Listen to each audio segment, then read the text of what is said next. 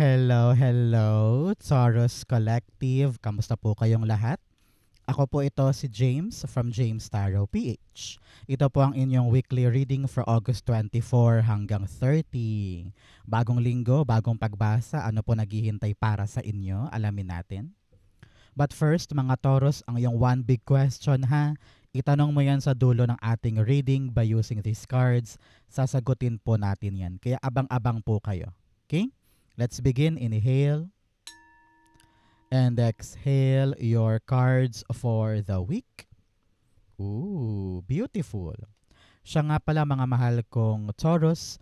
Salamat po ha sa lahat ng mga hindi nag-i-skip ng ads. Naku, yan lang yung only way for me na masuportahan nyo po every time na meron tayong libreng reading para sa inyo.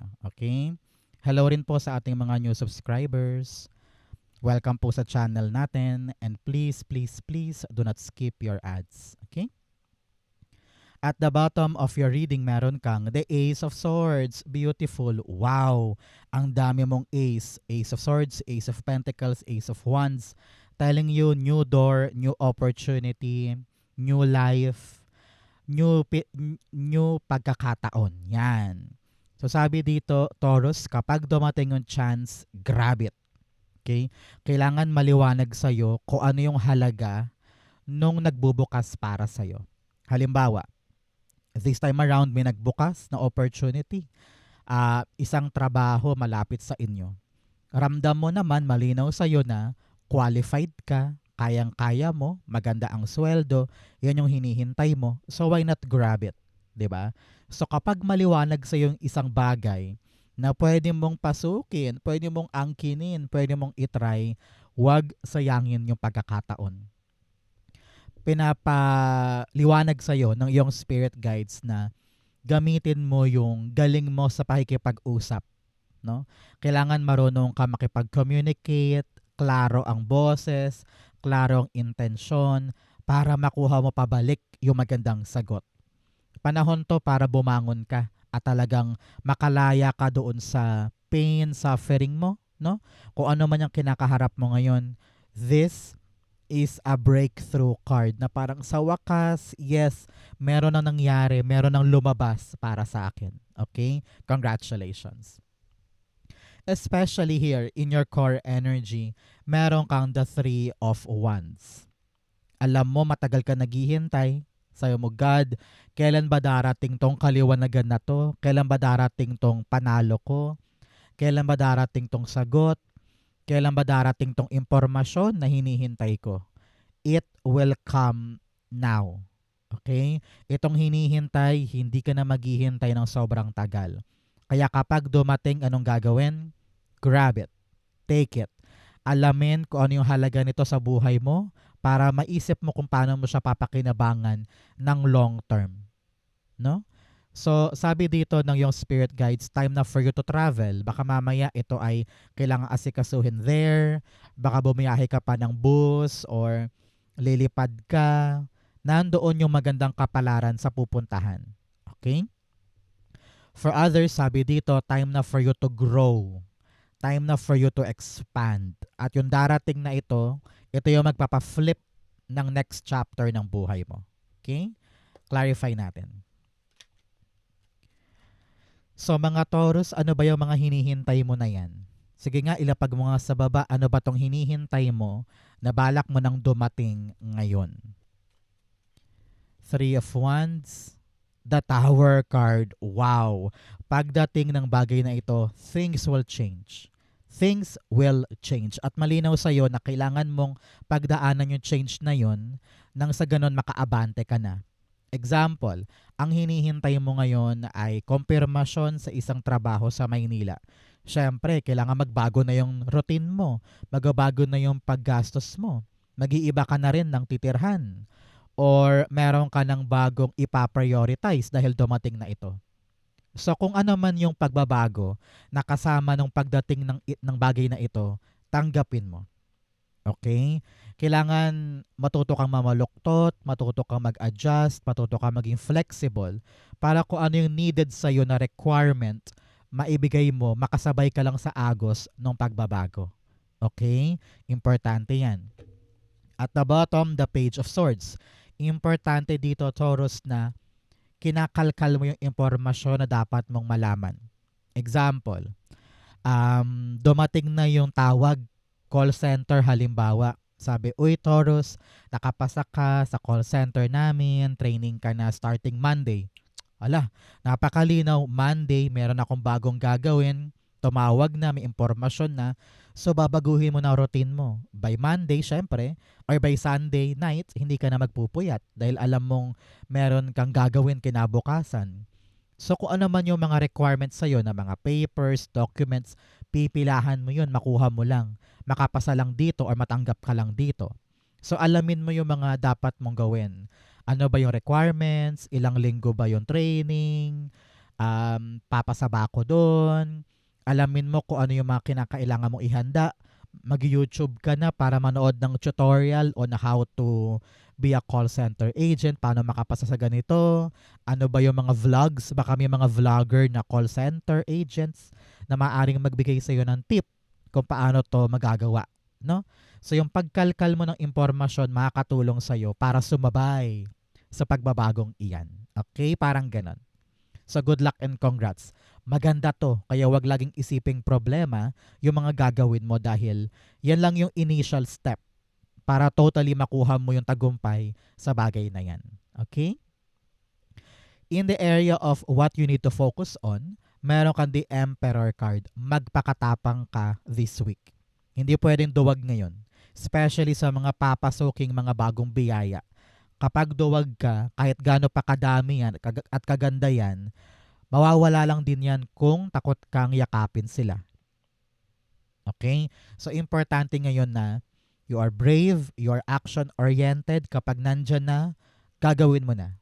Kapag dumating, a-actionan. Hindi iiwasan, hindi tatakbo, hindi matatakot, kundi haharapin natin because you know, this will bring you the fortune that you want.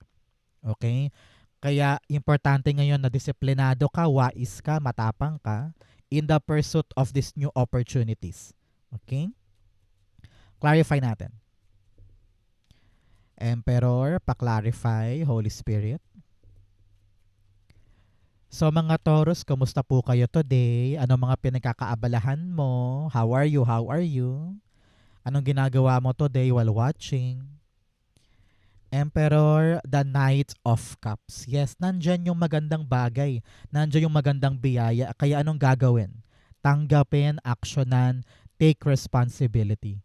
Huwag mong i-take for granted itong bagong offer or bagong regalo or bagong biyaya na nasa harapan mo. The fact na sa'yo binigay yan, ibig sabihin, alam ni universe na kaya mo siyang panghawakan. Okay? Sabi dito, ilaan mo ang puso mo doon para maging matapang ka. Example, public school teacher ka. First time mo sa public. And kinakabahan ka, takot ka dahil bagong-bago nga yan sa mundo mo. Marami kang dapat pakisamahan sa faculty, pati yung ugali ni principal, o yung dami ng workload mo, iba't ibang classrooms yan, iba't ibang ugali ng mga bata yan. Pero kung mahal mo to, tong bagong biyayang ito, at ramdam mo kung gaano siya kahalaga, magiging matapang ka eh. You will fight. You will do your best, ika nga. So, mahalin yan, magpakatapang ka, it will be a success for you. Okay? At the background, the Empress card. Sabi dito, panahon to for you to really magpaunlad, magpayaman, magpayabong. Gawing successful yan. Kaya mahalin and maging brave, yung combo na yan, makakatulong para sa success ng bagay na ito. Okay? Importante yan. In the area of what you need, meron kang the 5 of Wands. Piliin ang mga laban ngayon. Okay? Hindi lahat ng laban dapat patulan. Hindi lahat ng triggering or mapagpatol na eksena ay papatulan mo. No? Marami kang mga pagka-busy ngayon. Kaya importante na alam mo kung saan mo ilalaan yung energy mo, oras mo, at laway mo, at pagod mo. Okay? Sabi dito, kung ano naman tong kakaharapin mo na bagong bagay, lumaban ka. Makipagsabayan ka. Huwag mo laging isipin na mahina ako, hindi ako magaling, or hindi ko to deserve, kaya yuyoko na lang ako. No. You have to really fight and show them all that you are really the best person to be there, na may karapatan ka, may kay ka na maging parte nito, no? Kaya wag mo laging isipin yung ibang tao sa paligid. Wag kang ma-intimidate at wag mong i-compare yung sarili mo sa kanila.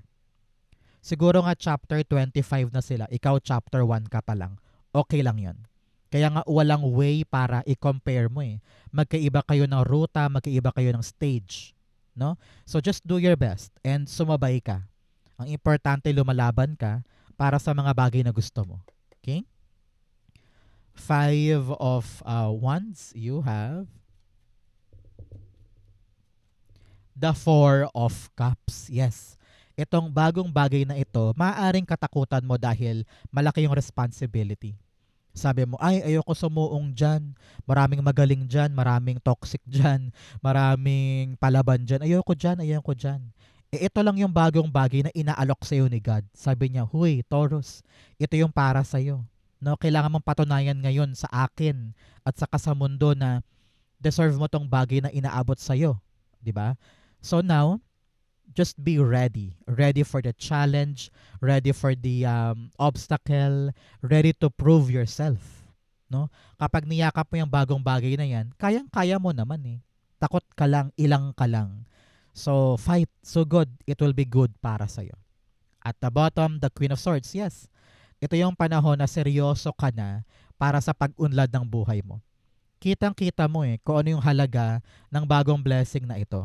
Kapag alam mo kung para saan siya, ay para sa bahay, ay para sa utang, ay para may pang-retirement na ako, ay para ma-regular, ay para may panggastos buwan-buwan.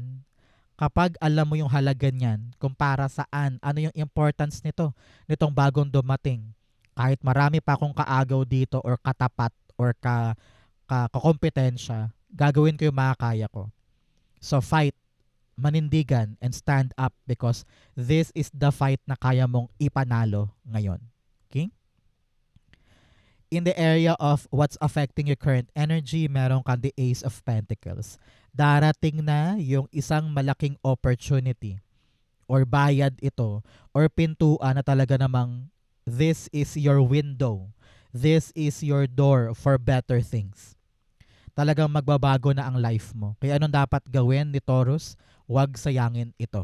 Ito yung susi mo para maabot mo pa yung other pangarap mo. Halimbawa, yun nga, yung teaching job. Example, matagal ka nang nag-iisip kung mag-a-abroad ba ako dahil maliit na yung kita ko sa public school, pagod na ako, I feel like wala na dito yung amor ko. Gusto ko nang mag-abroad. Yun yung hinihintay mo. Yung papers, yung confirmation. Example lang to, example lang para maintindihan mo to. Tapos, dumating. Na parang sabi mo, wow, ito na yung susi ko. Dumating na yung confirmation, dumating na yung approval. Makakalarga na ako sa bigger mountains. Kita mo ba yan? Yung bigger mountains sa labas ng arko, yun yung mga malalaki mo pang pangarap. So, kaya mo siyang maabot sa pagtanggap mo nito.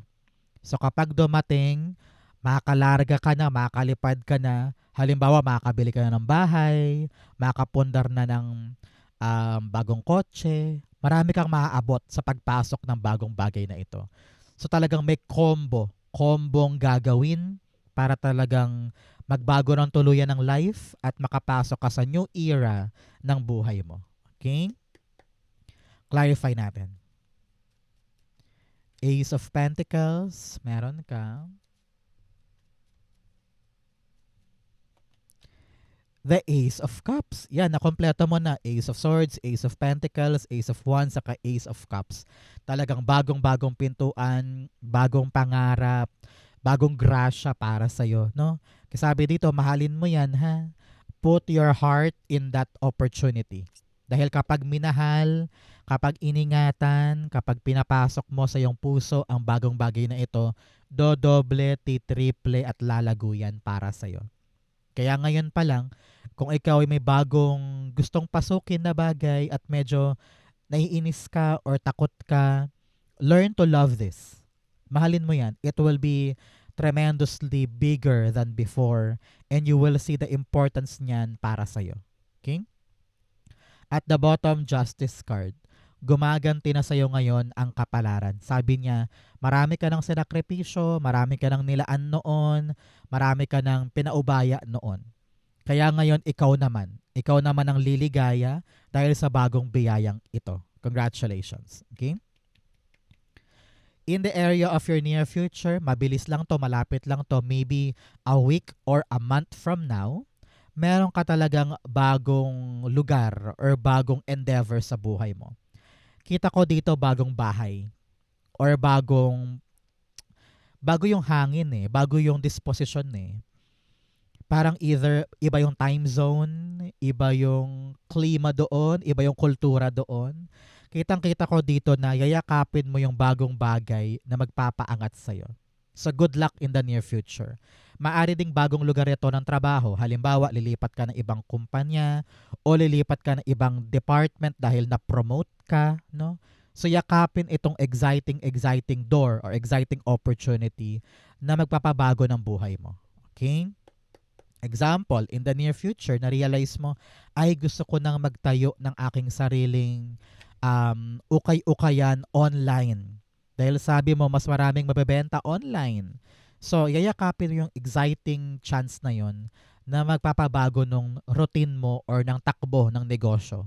Pwedeng ganun. Okay? Ace of Wands, meron kang the Four of Pentacles. Yes. Open ka na. Open ka na to do this. Kung ano man tong bagong bagay na ito. Dati, kinakatakot mo pa siya na parang sabi mo, hindi ko ata kaya. Ayoko nang umalis sa comfort zone ko dahil kapag gumalaw pa ako, baka lalo lang ako mahirapan. Baka lalo lang gumulo. Baka lalo lang akong maging komplikado. No? Pero sabi mo, hindi. Panahon na para buksan ang sarili ko sa bagong pagkakataon na alam kong ikakaangat ko. You're on the path of stability financially and family life. So congratulations. Stable life with this new chance and new door. Okay? At the bottom, the devil card, you are now breaking the chains. No? Binabasag mo na yung nakatali sa'yo. Talagang kumakawala ka na parang si Hulk. 'Di ba? Parang unti-unti ka nang lumalakas, bumibitaw, at nagiging matapang na lumayo sa comfort zone. You are now opening yourself. Kaya good luck and congrats. Sabi dito, hindi ka magsisisi na labanan yung takot na yan at harapin itong bagong pagkakataon. Congrats. Okay? In your challenge, meron kang the Hanged Man. Si Hanged Man dito, ang problema mo this week, indecisiveness. Ano ibig sabihin nun? Hindi ka pa makapag-decide. Nakabitin ka lang dito, nag-iisip, nag-aalala, tumatanghod, nakapalumbaba, na parang ano ba yung dapat kong gawin? Ilalaban ko na ba? Pupuntahan ko na ba? Hindi ako sure. Parang hindi ka gumagalaw. Ganon. Sabi ko nga kanina, yung combo ng pagmamahal at katapangan, yun na magpapalaya sa'yo sa stock na to. Okay? Mahalin mo yan dumarating at maging malakas ang loob mo na kaya kong tumapat sa kompetisyon kasi ayaw mong sayangin yung chance ng pagbabago na darating sa'yo. Diba? So, tayo dyan at saka pagliwanagin mong isip mo na lalarga na ako, lalaban na ako, tutulay na ako para hindi na ako stuck. Okay? Importante yan sa'yo. Clarify natin.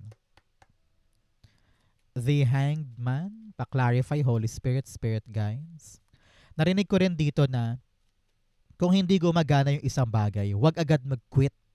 Meron ka pang ibang paraan, kaya palawakin mo isip mo. Okay? Halimbawa, yung doorknob na yan, binubuksan mo dahil nakalock.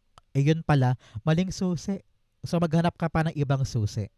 Ang simbolismo niyan ay kailangan mong hanapin yung tamang ruta or tamang option para gumana siya.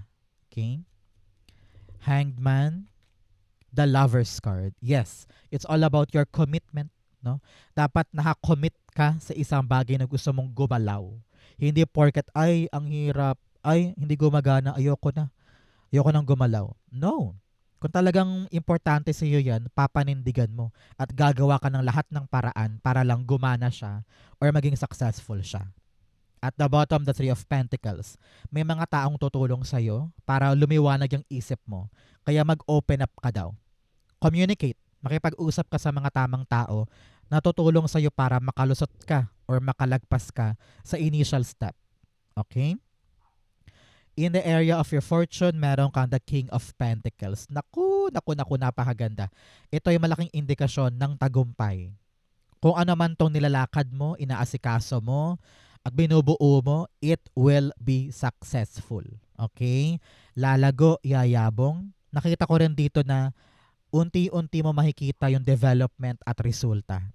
Kaya sulit ang pagod, sulit ang pagsugal, sulit ang paglaban at ang katapangan mo dahil it will be stable para sa'yo. Yung negosyo na yan, stable yan. Yung trabaho na yan, regular ka na. Yung bahay na yan, okay na yan.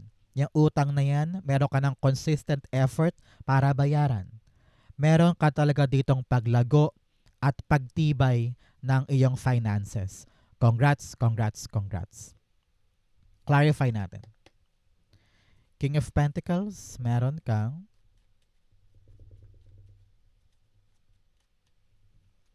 the Seven of Pentacles. Uy, uy, uy, uy. Meron kang mga tinanim noon na ngayon mo aanihin. Kumbaga, hinog na hinog na hinog na yung bunga. Ano? At aanihin mo na ngayon yung mga bagay na yan. Example, lalabas na yung permit para maitayo na yung negosyo or ma-aprobahan na yung pinipilahang loan or yung lump sum na matagal mo nang hinihintay darating at meron ka ng kapital para sa mga gagawin mo.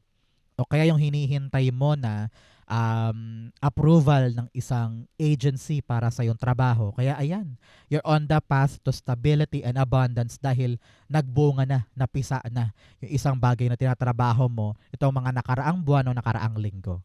Congrats, congrats, congrats. Meron ka talagang napala sa lahat ng pinaghirapan. At the bottom, the Six of Swords, aabante na, yehey. Kung ano man tong hinihintay na mapisa, magbunga, gugulong na, and you are now on the lighter, better, and freer area ng buhay mo. Mas magaan, mas sigurado, mas stable, mas payapa.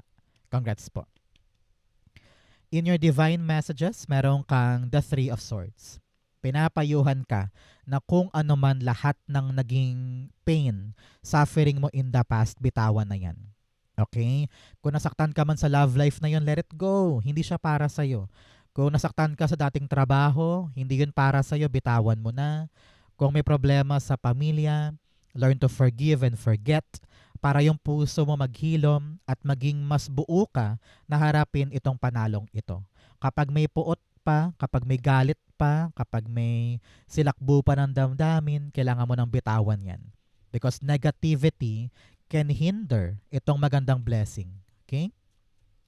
Three of Swords, meron kang the World card. Yes, closure, ending. Isara na yung dapat isara at huwag nang balik-balikan pa. No?